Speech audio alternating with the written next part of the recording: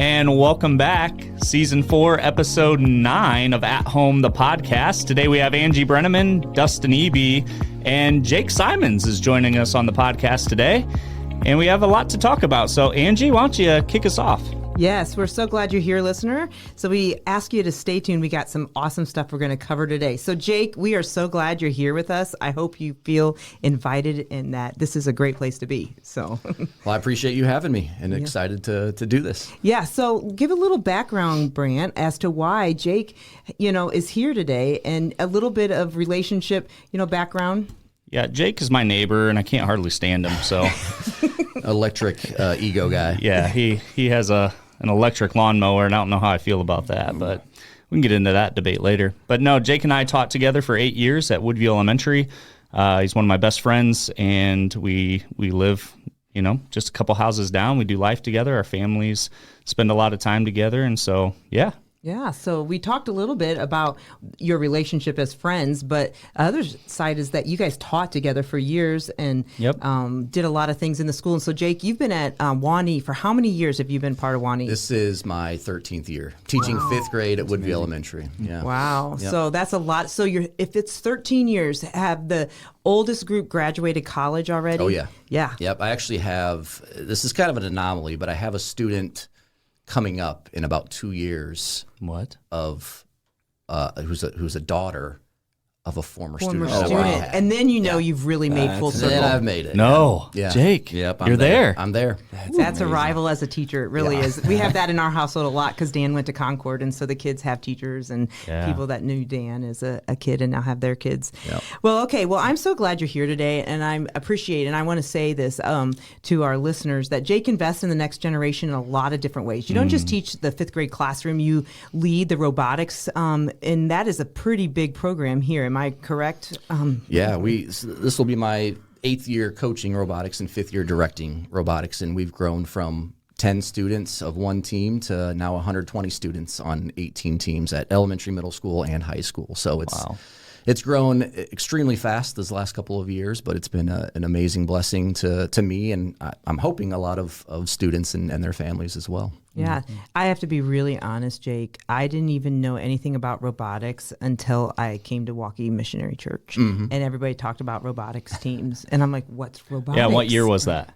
Well, that would have been 2018. So you've been a couple years into your program. Yeah. So anyways, now that I know it, it impacts so many families. A lot of people here at Waughee MC, but our local community, you guys go and you take these big trips and you go across the country and you meet other people and other families and other schools. And so I just really appreciate that investment into families' lives and to the next generation. So I know it takes a lot of your time. Yeah. And stuff. So we thank you. So today we're going to kind of review just a second before we get into our conversation, but we're going to review a little bit about what we've talked about in our blog. You can find all our blogs and all of our previous podcast stuff right at waukeemc.org/at-home. So we encourage you to go visit that website. But one of our things here into 2024, we want to kind of establish kind of a send off for the new year. Like, let's do this right. Let's talk about some habitudes. And Brant, a habitude is what? It's your habits that influence your attitude. Way to go. That's my definition.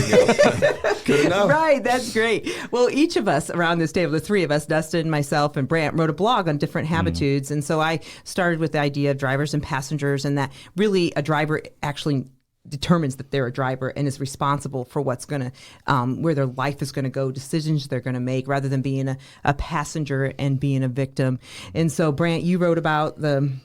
Yeah, windshields and review mirrors, and basically the premise of that is just holding in tension your past while also keeping your eyes and your mind focused on what's in front of you. Yeah. And then still being able to live in the present. So 3 concepts there that it's hard to hold those things in tension, but it's so important to keep your eyes set on what's before you. Yeah, and then Dustin, this week you released your blog yesterday. You can go on and read it. And what was that about? Right, yeah, about this idea of shortcuts and the second mile. So really, we've been, I think in our world and in this culture specifically, kind of conditioned to pursue convenience and efficiency. But I think so often when we do that, I mean, other people aren't always the goal or the focus when we are just focused on our own, convenience and efficiency. So it's about this idea, really, the first mile.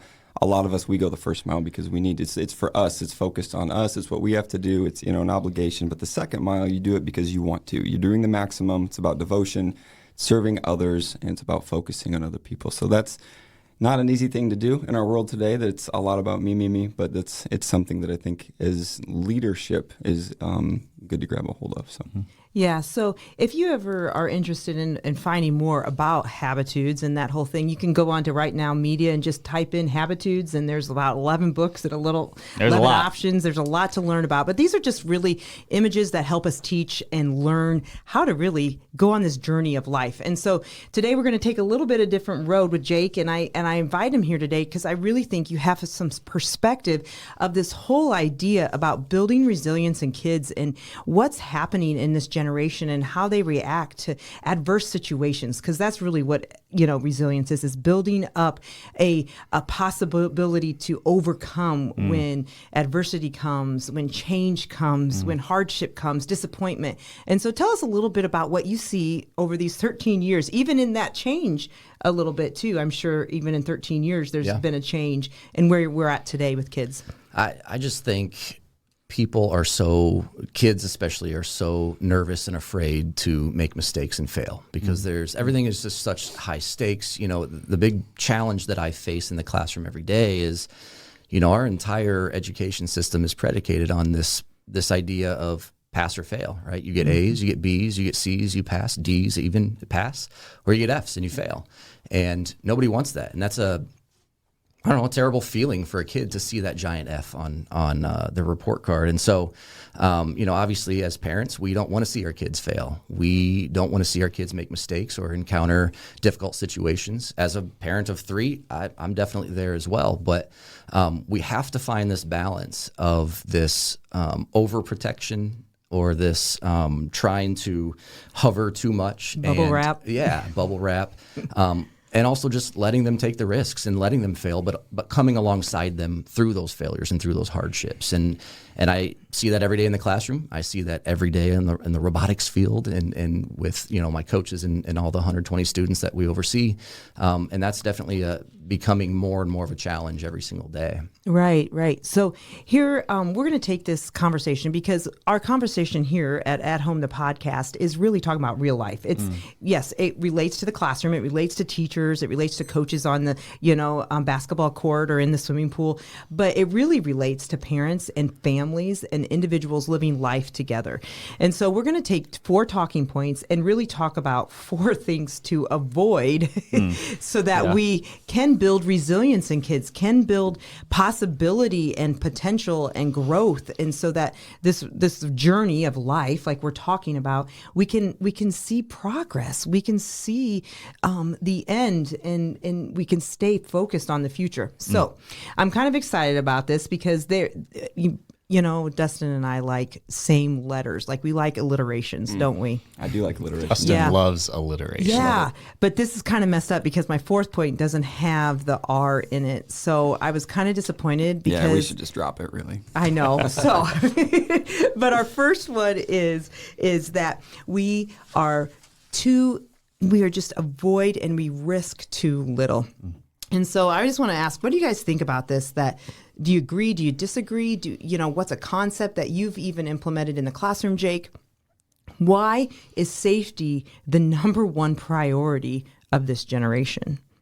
Yeah, well, first I'll just say this. It is our number one priority in the classroom, right? We're entrusted with the lives of 25 to 30 kids who are, quite honestly, at the beginning of the year, strangers to us. And it's a huge honor that parents trust us with their kids' lives. And so, yeah, we want these kids to come to school and feel emotionally and physically and socially safe.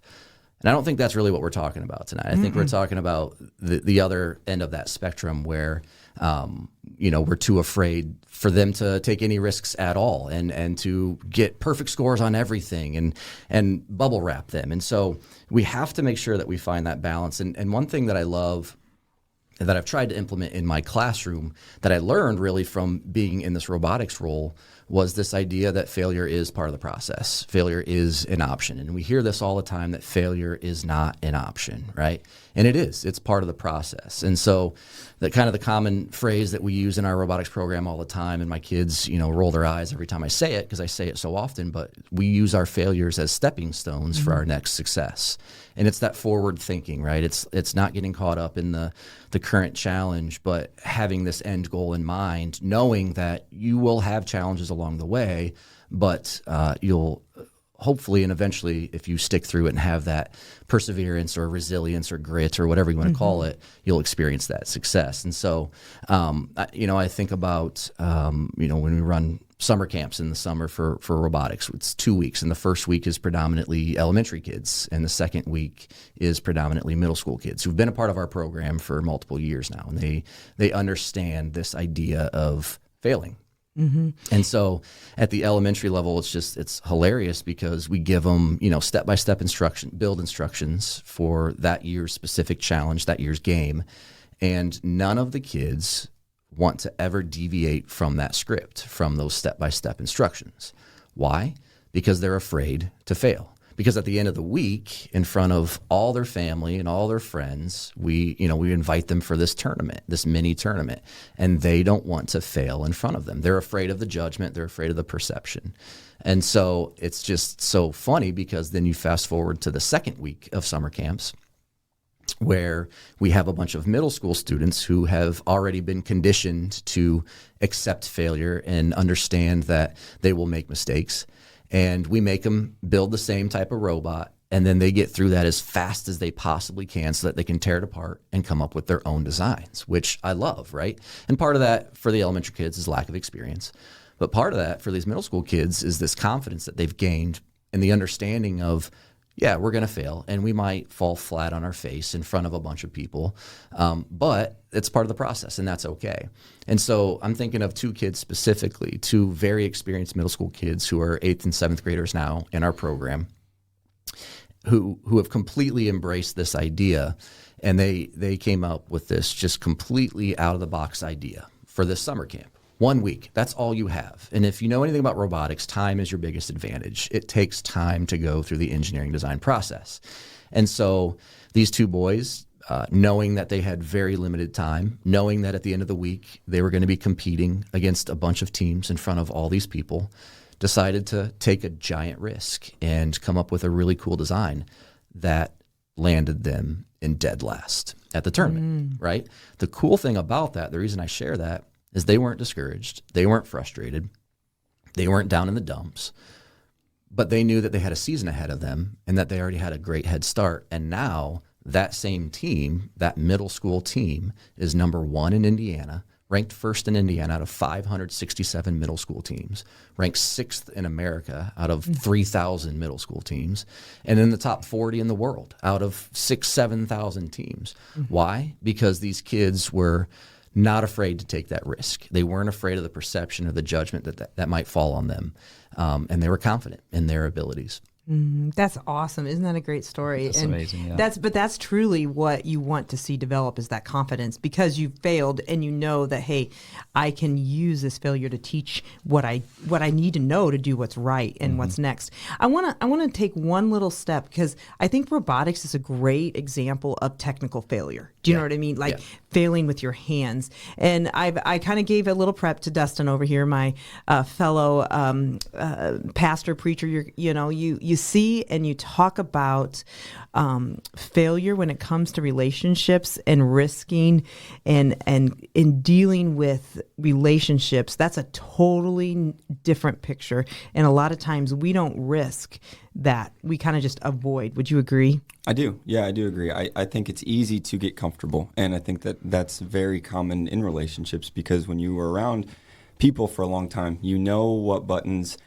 to push, to make them upset. And so a lot of times you avoid those. And so when you are in a relationship with someone, whether it's a spouse, family, friend, whoever, I think we value comfortability. And so conflict is something that's very easy to want to avoid, because we don't feel like that there's a lot of lessons to be learned from conflict. But there really is, coming from somebody who does not like conflict at all. I understand the value and the importance of it when it's handled the right way. You know, when you address conflict in a way where you are only trying to make sure that your voice is heard and that your point is getting across and you're not actually hearing the other person or listening, then yeah, it's not, it's not super helpful. But when you're able to work with somebody through a conflict and actually be learning in the process, that's super helpful, and I think you learn a lot about the other person, but you learn a lot about yourself too. And it's easy to have thoughts, opinions, and suggestions, but when you truly try to put yourself in the other person's shoes, I think you're able to learn a lot more.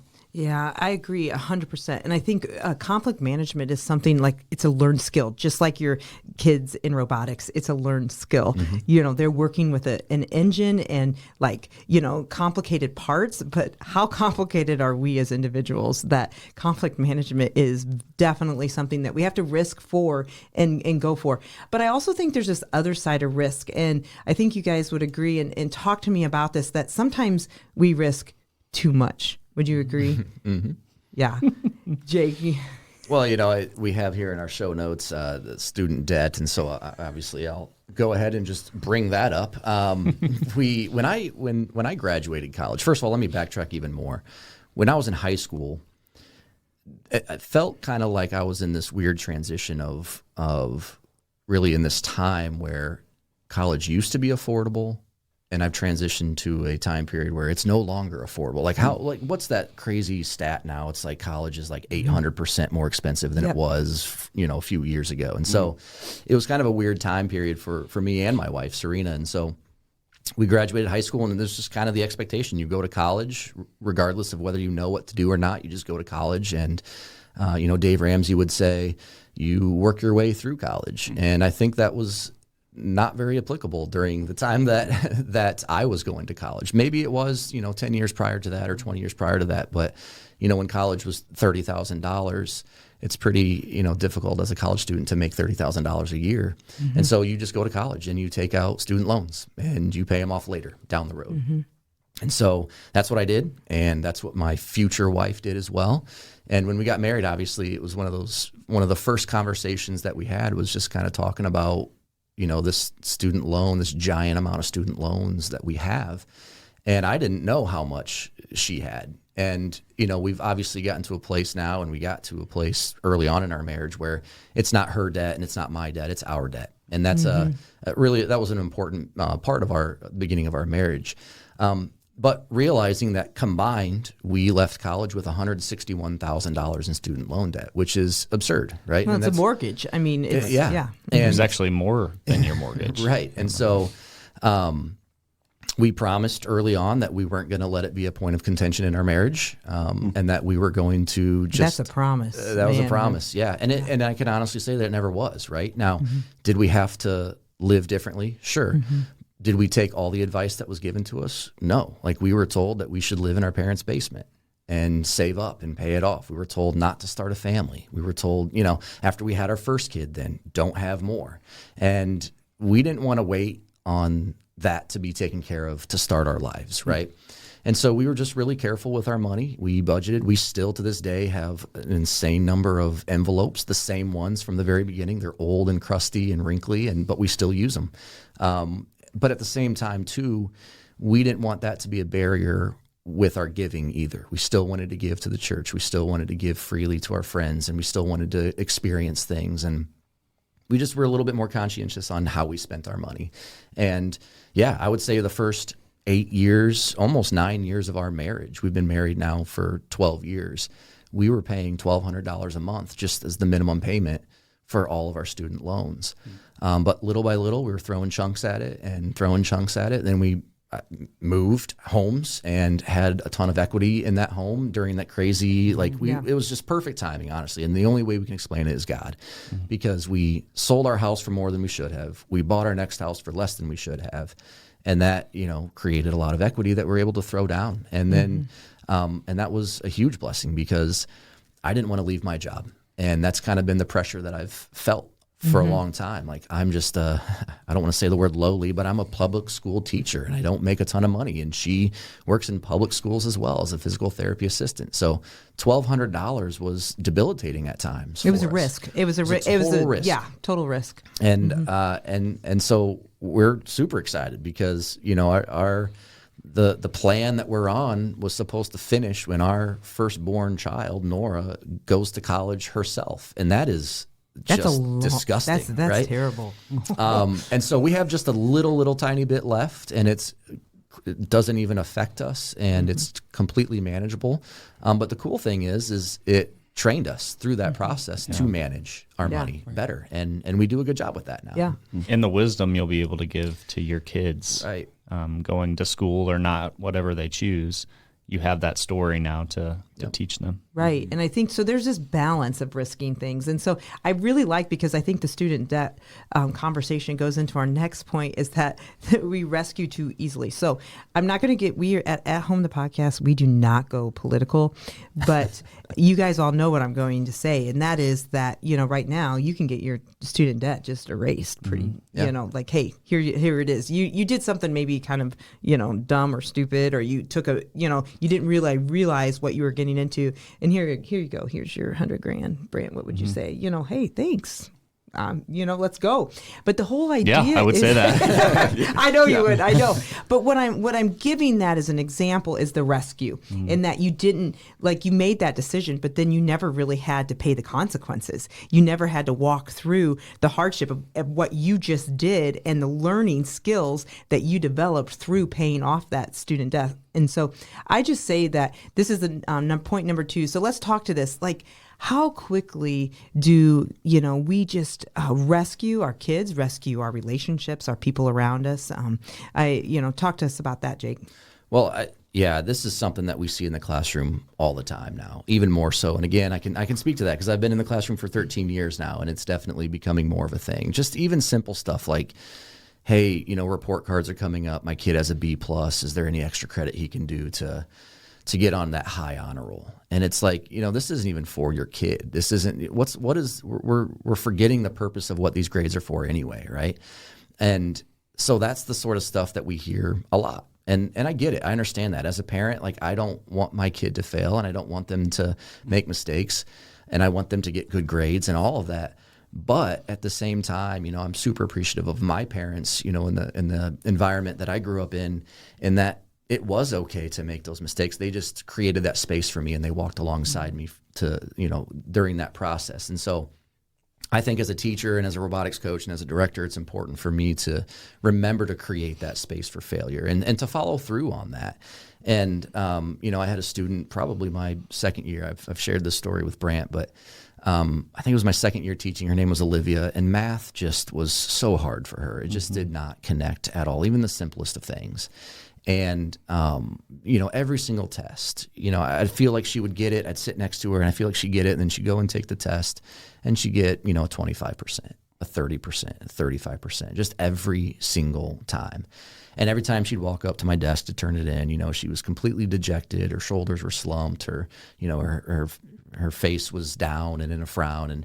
And it was just so discouraging to see to see her perception of herself, right? Like what she thought about herself. And I don't want that. I want my students to come to my class and feel confident and to love themselves and to feel emotionally safe in there. And so, I just kind of pulled her aside and we talked about it, and I worked a lot one-on-one with her and kept her in at recess and worked on different concepts and just told her, I know this sounds weird coming from a teacher, but I don't care if you fail. I don't care if you have these Fs. I want you to learn these concepts because I think these concepts are important. But what I care most about is your effort and your attitude, and how much you pay attention and that sort of stuff. And so, just give me that for these next couple of weeks, and I think we'll see an improvement on your scores. And so, a couple of weeks go by and she takes the test and she comes up to my desk. She's just bouncing up to my desk with a smile on her face. And I'm like, holy cow, what are you so excited about? She goes, I tried my best. I did my absolute best on this. I can't wait to see what I get on it, right? And so I get it and, I grade it, and it was a 55%, which is still an F, right? And I put just the biggest, fattest smiley face on that. And I gave it back to her, and she just starts crying again. And she's just like, why in the world did you put this smiley face? It's still an F. And I said, because that's the best stinking F that you've ever had, right? And I It's love your best F. right. And I think it's important for me as a teacher and for all these teachers and for parents or for anyone who has this influence in this platform to just allow that space for failure and to walk alongside them and to just, be with them through those tough times. Mm-hmm. Yeah, I think that is so true that it does change your perspective when, even though that it is hard for you to take, well, I did do my best, but it didn't give me the result, I guess you would Right. say.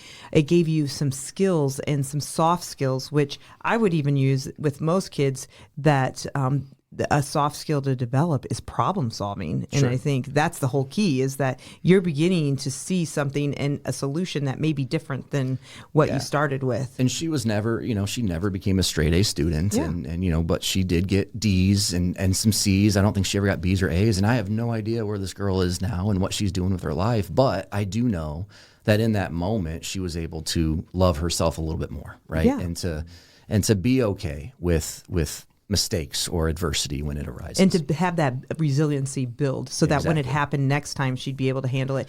So, so number 3, we're going to talk about this concept, and I'm going to ask Dustin to tell us a story that we rate too easily. Now, let me explain that just a little bit. Jake, you give a lot of A's, like you said, and you give F's and B's and C's. But in our society, I think I'm going to just ask you as a teacher, everybody says what's awesome. It's like everything's awesome. Would you agree? Oh yeah, there's even a song. There's about a song about that, that's right. Lego movie. Yeah. So as we got started up here in the podcast room, Dustin, I love the story because this is what happened to you, right? Right. Yes, I'm weirdly competitive, and so when growing up, one of the things that I could not wait to get my first trophy, because that was just something that because my brother had some trophies, and so I was like, man, I cannot wait to get my first trophy. And how I thought of it was, at least every sporting event that I had been in or tournament that I had been in, the only people that got trophies were the winners of the tournament, which made sense to me. And so I was on an AAU basketball team, and one of the tournaments we were in, we were playing, and we ended up losing in the first round, but it was like a double elimination, so we came back through, and anyways, we ended up getting third place. So we played in the consolation game, we won it, we got third place, which was cool, whatever. I mean, there was a number of teams in this tournament, and so we finished. They have this little award ceremony, which I thought, why are we staying for this? We got third place, whatever. And I saw that they had trophies for the team that won the tournament, the second place team, and then the third place team got these trophies. And at first I was like, man, that's cool, we got trophies. But then I was like, I'm going to throw that away, because to me it didn't make sense why we would get trophies for third place. It's like we didn't win. And we accomplished something by winning a couple of games. But to me, it's like if you're going to be in something like that, really you should have to be, there's the refining process of actually winning the whole thing. You earned it. You really did. And I know that that's a hot button kind of in today's culture, where there is a lot of if you try it, that's good enough. Yeah, And you're a winner. If you're there and you show up, you're a winner. that's right. And there is something to say for people, for triers, and for when you do participate. And, Like that word, Dustin. Thank Triers. you. Be a hard trier. That's the theme of my life. Thank you. Just be a trier. And so, but then I don't know. But then I think you take away so much from whether it's a kid or adult, whatever, when they're trying to do something, and we reward just showing up, and we just say, well, that's just good enough because you just showed up. And again, I think that's important too, but to really have to work through that and to come out on the other side, I think it just helps you in the long run. Okay, these two. Go ahead, Brant. I think the reality is, though, in our day and age, is that showing up is so rare. Right. And so one way to get people to want to show up is that now we reward them for showing up. Right. So just I want to use this word, and it's the word calculate your praise. And so as teachers in a classroom, what kind of impact? Because I think a classroom has a little bit more leverage to say you got an A or you got an F. And so you have to calculate a little bit more on what this praise. But pull that classroom concept and how you do that. How does that relate to life and failure in real time? Yeah, I think Jake hit on it a little bit. Even when he said that on Olivia's paper, he made a big fat smiley face. That was a calculated praise, right? Because he knew that she needed that in that moment. That was, one word you have on here is awesome. That was awesome for her. But there are elements on the other side of things where, somebody gets a good grade and you don't feel like you need to be as calculated in that praise. But I do think that it's on both sides. It's on the failure and it's on the successes. Yeah. Do you have anything to add, Jake, on that? No, I completely agree with you on that. I just think you got to find that right balance, and that's what it boils down to. Mm-hmm. Well, and I think we get stuck in everybody's a winner, and that's Yeah. I'm not being negative in this. I just think it goes to our last and final point is that we over nurture, and so when we over nurture, we aren't recognizing the work. We're recognizing the result, and that's what I'm saying. That kind of ties together. Yeah. That when we go out and we say, "Oh, hey, you're a winner because you tried," we're actually over nurturing them.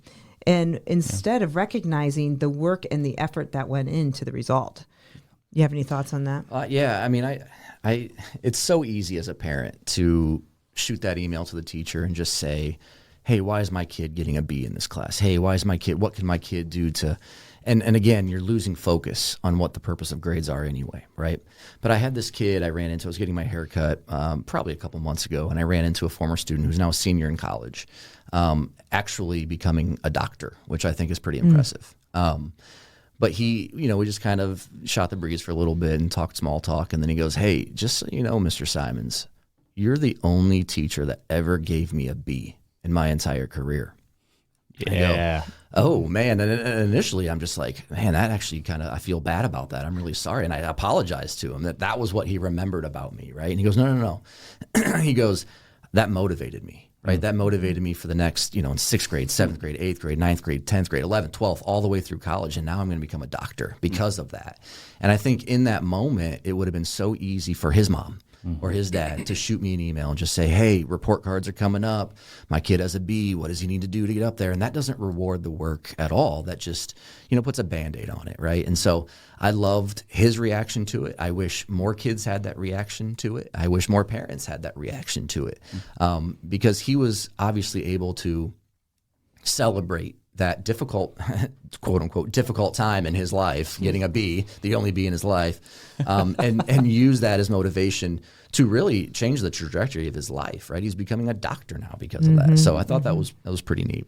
Yeah, I think we have to recognize that sometimes those rating and those calculated, praises and those things, they can be so influential into the next steps of somebody seeing, hey, I could have changed this. And sometimes we just praise because that's just natural. We just say, oh, you're awesome, you're awesome. Yeah. Well, that doesn't motivate change. Right.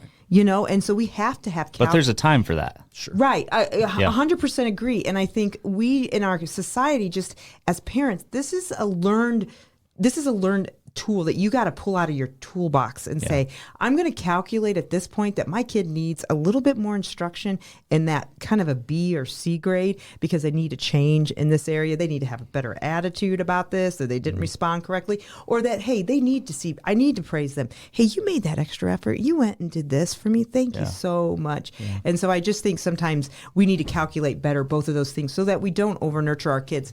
And so to pull all this together, I want to kind of talk about potential. This is the big word you use in the classroom, right, Jake? Oh, yeah. Like all the time. potential. And so this is a concept. No, Brant?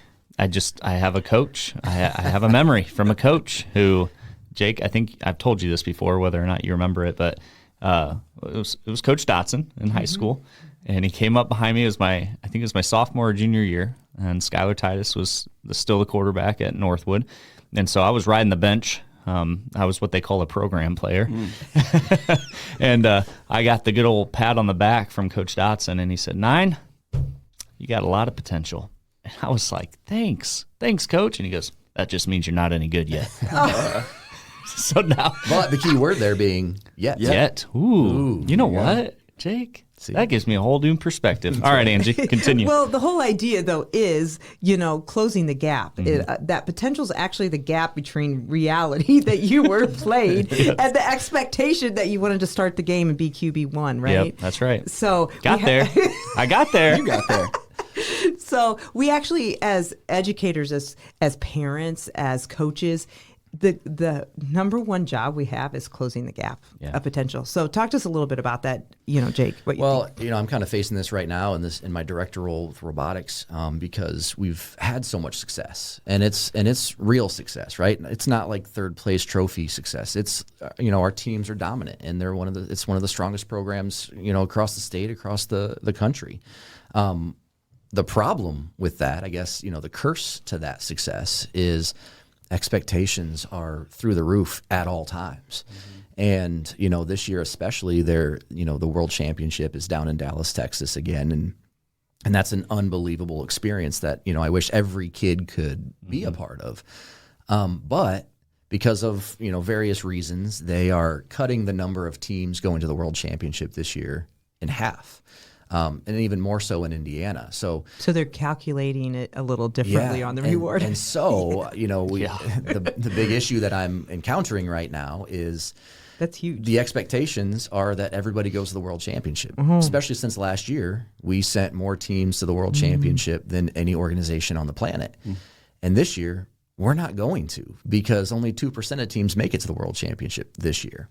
And so I've had to just be tactful on how we, one, communicate with our kids, talk with our coaches, bring that unifying piece in, because there's going to be some hurt feelings, because we will have some teams that qualify and others that don't. But also ensuring that our parents are on the same page as well, that we are all wanting robotics, right? That we're cheering for everybody who makes it to the World Championship, and even if you don't. And so that's kind of the challenge right now that we're facing is, the gap between that reality that some of us might not go and the expectations is that everybody should go. And so I think our coaches are doing a phenomenal job of making sure that our kids understand that and making sure that our parents understand that. But it's definitely the blessing and the curse of our great program.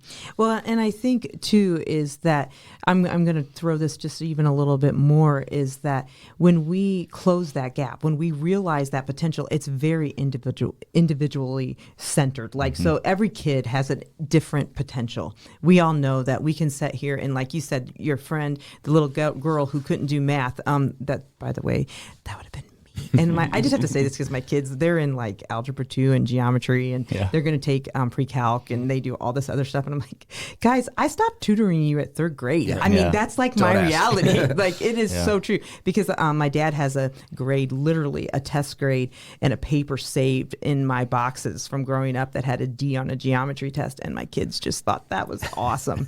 So anyways, but long story short is that, like you're saying, is that we have to individually go to our kids, work with our kids, struggle through hard things together.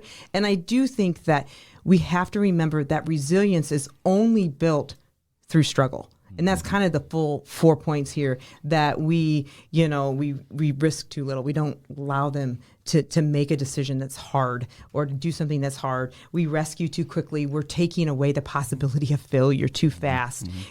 Number 3, we rate too easily. We're giving them an awesome A when they really probably deserved about a C. And then we over nurture, and we look at the end result rather than the progress they made in the middle. And I just say all that, and I just thank you, Jake, because I think what you're doing with the kids in the robotics system and in the classroom, that building individual potential is huge. Yeah, and I already mentioned this, but we use those failures as stepping stones for our next success. And it's maybe not so ironically, I wrote this Bible verse down from Romans 5:3-5, which is my all-time favorite Bible verse. But it talks about rejoicing in our sufferings, right? Because why? That produces perseverance, and what does perseverance produce? Character. And what does character produce? Hope, right? And so it's this forward thinking and this understanding that, we can endure the difficult times and even rejoice in those difficult times, because at the end of the day, there is that success at the end of the line, or in this case, that hope, and that hope is found in Jesus Christ. Right. And so Yeah. Well, we thank you. Yeah. No, thank you. Thanks for joining us, Jake. One thing I remember before I close here, one thing I remember specifically about my first year or two of teaching is I just wasn't comfortable with the curriculum that I was working with and the things that I was supposed to do in my classroom, and I was a little nervous to take risks. But I did take risks, but I just didn't tell anybody about them. And I remember when Jake and I started developing a friendship and got closer, I started letting him in on some of the things I was doing in my classroom, and in some of those risks I felt like I was taking. And Jake just fully supported and empowered me in those things and encouraged me to try new things, to make mistakes, because that was going to make me a better teacher. And ultimately, it was going to help me have better rapport with students and with their parents. And so Jake isn't just talking and using a bunch of words here that he hasn't lived. And so I appreciate you. I appreciate your authenticity and your friendship. And I appreciate you joining us today. Yeah. Thank you for having me. Listeners, thanks for listening. You can find us at walkemc.org/@home. You can email us at home@walkemc.org. And we encourage you to share this podcast with a friend or follow and subscribe. Until next time, we'll see you later.